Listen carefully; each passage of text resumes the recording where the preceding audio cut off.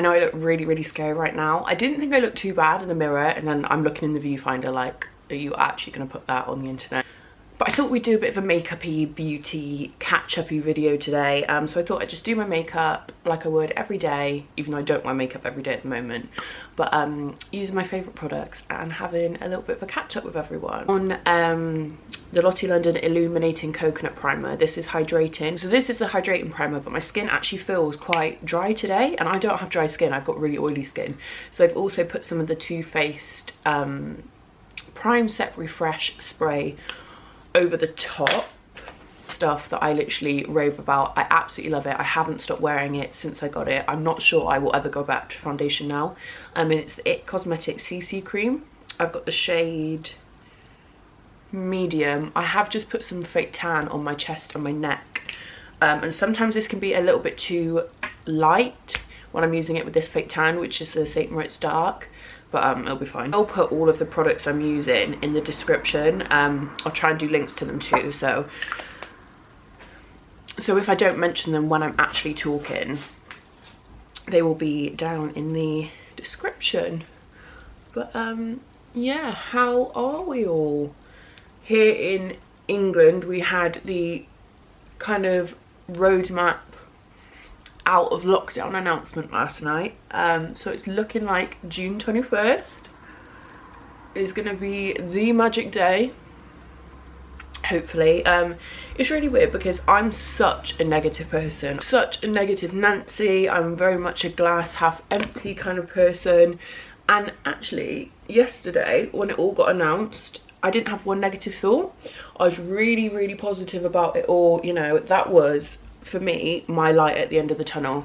Like, I was so just happy. Like, it was literally like I could see the light after being so sad this lockdown. Yeah, and I had like literally nothing negative to think about it. I thought this is great. But yeah, I've just been on social media today and everybody is being so negative about it, saying like, oh, we're obviously not going to be out by then, like you're all sheep for thinking. If you believe a word that he says, they've lied to us this whole time, blah, blah, blah. I just thought, what a way to put a fucking downer on it, isn't it? Like, yes, they may have to push it back. You know, they do obviously have a history of doing that. But for once, can we not just be fucking happy? And like, have a little bit of optimism. And that is coming from me, someone who, as I've said, is not a very optimistic person. Yeah, I'd love to know how you all feel about it. All I'm doing now, by the way, is just concealing. This is the collection, it used to be called Collection 2000, but the collection concealer. This stuff I've literally used since I was in school, and oh my god, the light. Sorry, in my flat, I'm actually really, really lucky. I've got like floor to ceiling lights on either side, which is amazing. But when the sun's shining through, like it is this window, for instance, I can't do anything about the light and how it keeps going in and out. So I've tried out so many concealers over the years, and I always go back to this one. It is genuinely my favourite, and I've got it in so many shades now. So I use some to brighten, some to contour, some that actually match my face. And I find that with that CC cream, it is literally like the perfect combination of things to use together. Can I zoom you in? Right, okay, let's answer some of the questions that I had. For some reason, the majority of questions were about Kyle and I, which he will probably love. Will you and Kyle buy your own place together?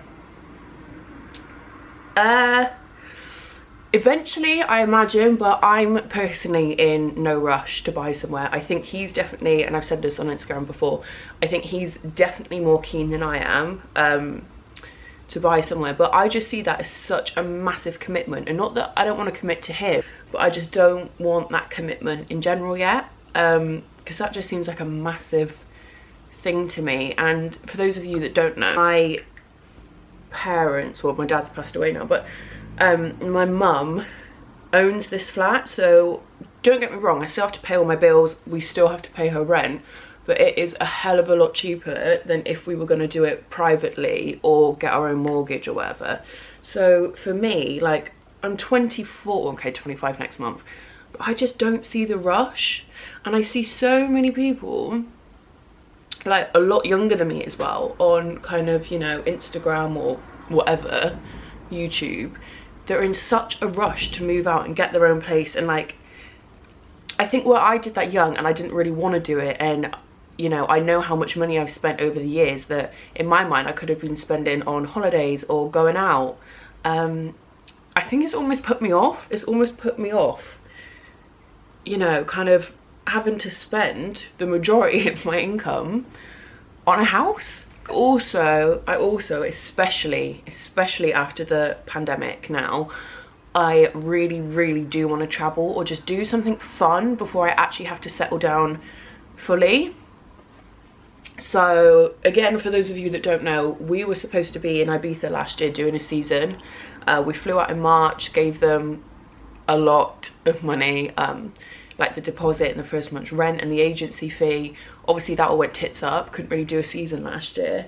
But yeah, I really do want to do something like that before I have to literally fully commit to having a house, having a mortgage, and kind of not really being able to live my life as free as I can now. Yeah.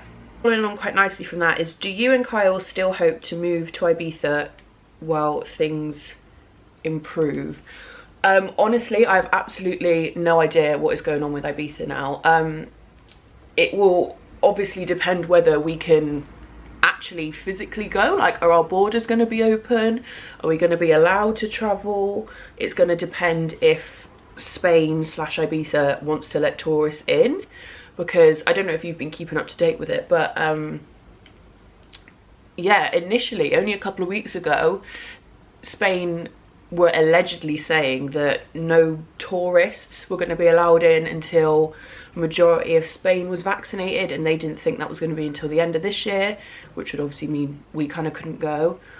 Things are definitely looking more promising now. Would love to be able to go. I know Kyle would too, but Kyle left the military and has a good, well-paying job now, so that's made things a little bit trickier, because it will probably mean us both having to give up our jobs.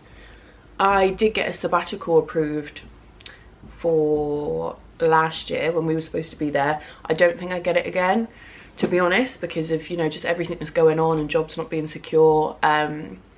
So yeah, on top of that now we've got Brexit, which again, if you've been kind of keeping up with that, from my understanding, from what I've been told and what I've read myself, we as Brits can only go to Europe for, let me see if I can get this right, maximum of 90 days every 180 days, I believe. So that basically would mean you could only do a 3-month season a year, basically, which kind of just completely throws a spanner in the works, because are you really going to want to give up a job here for 90 days there? Is that really worth it? Yeah, I don't know. The whole thing is just completely up in air at the moment. I will be absolutely gutted if we can't do it, because honestly it's something I've wanted to do for years and years and years. And I think that's another reason that kind of the whole pandemic hit me so hard, is I had such a shit couple of years. And last year, I know it's so cringe, but 2020 was supposed to be my year, finally doing something that I'd always wanted to do, with literally with some of my best friends, with my boyfriend. I had this amazing apartment in Ibiza, and then all of that literally got completely thrown on its head. So yeah, that was quite shit. How do you get your boyfriend to take pics with you? Mine refuses because he doesn't like pics. Yeah, Kyle refuses too.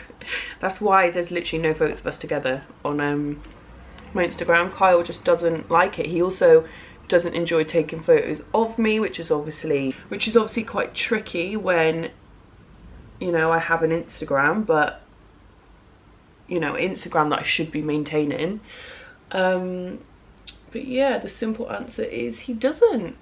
Yeah, there's not really much you can do, is there? So could you talk about living alone / renting?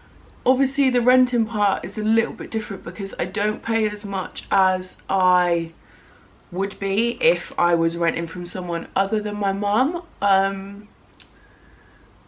But yeah, how in depth shall I go with this? I am thinking of doing a video.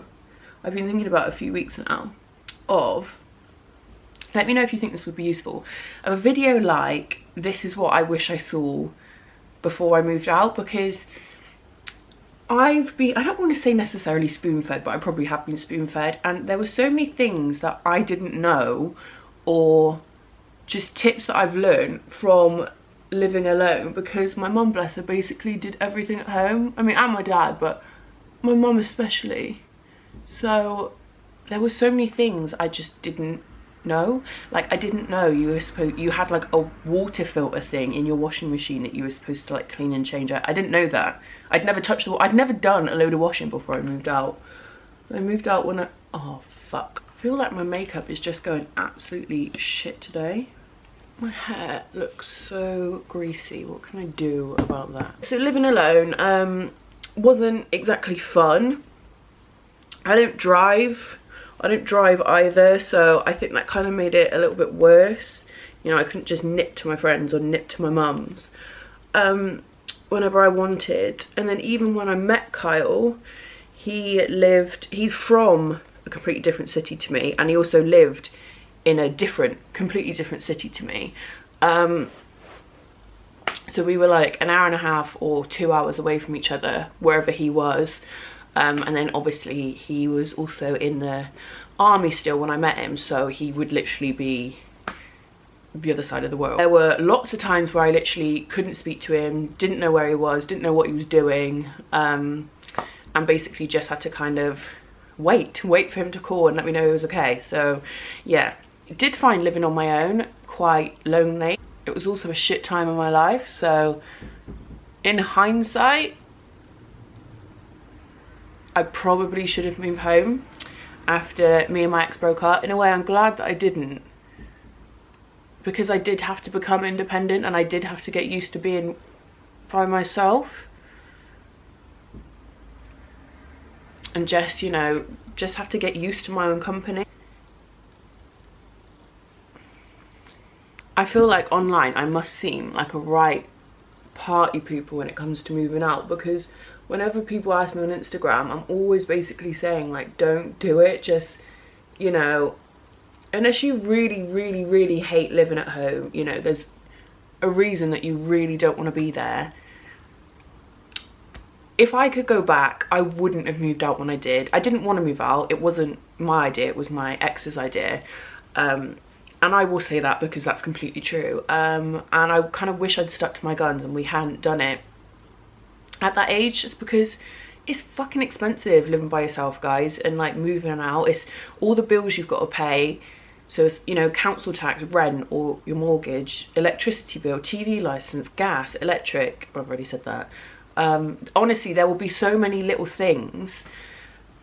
And I think especially like when we're in our early 20s, don't you really hate living at home, I wouldn't be in a rush to move out, especially not by yourself. I really wouldn't do it by yourself because it was lonely. And then especially when the pandemic hit, and obviously I wasn't supposed to go home and see my mum, I couldn't see Kyle.